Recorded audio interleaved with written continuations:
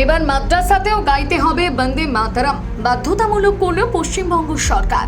হ্যাঁ, ঠিকই শুনেছেন, মাদ্রাসা শিক্ষা অধিদপ্তরের তরফে জারি করা নির্দেশ অনুযায়ী এবার থেকে রাজ্যের সরকারি মডেল মাদ্রাসা, সরকারি সাহায্যপ্রাপ্ত এবং বেসরকারি সব জায়গাতে ক্লাস শুরুর আগে প্রার্থনার সময় বন্দে মাতরম গাইতে হবে। এমনকি আগের সমস্ত নিয়ম ও প্রথা বাতিল করা হয়েছে। সরকারের দাবি, দেশপ্রেম ও জাতীয় ঐক্যের চেতনাকে আরো শক্তিশালী করতে এই সিদ্ধান্ত নেওয়া হয়েছে। এতদিন বহু মাদ্রাসার সকলেই প্রার্থনায় জনগণ মন এর পাশাপাশি অন্যান্য গান গাওয়া হতো। এবারে সেখানে যুক্ত হচ্ছে বন্দে মাতরম। তবে এই সিদ্ধান্ত ঘিরে ইতিমধ্যে শুরু হয়েছে জোর বিতর্ক।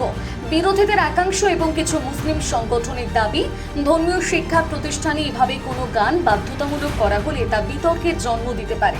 কিছু সংগঠনের বক্তব্য, তারা এক ঈশ্বরের উপাসনা করেন, তাই অন্য কারো বন্দনা বাধ্যতামূলক করা ঠিক নয়। এমনকি কয়েকটি সংগঠন আদালতে যাওয়ার হুঁশিয়ারিও দিয়েছে। অন্যদিকে কিছু শিক্ষক ও শিক্ষা মহলের মতে স্কুল ও মাদ্রাসায় দেশাত্মবোধক গান গাওয়া নতুন কিছু নয়, তবে এই সিদ্ধান্ত কিভাবে বাস্তবায়িত হয় সেটাই এখন দেখার। জানা গিয়েছে প্রতিটি মাদ্রাসায় এই নির্দেশ কার্যকর হয়েছে কিনা তার রিপোর্টও জমা দিতে হবে শিক্ষা দপ্তরে।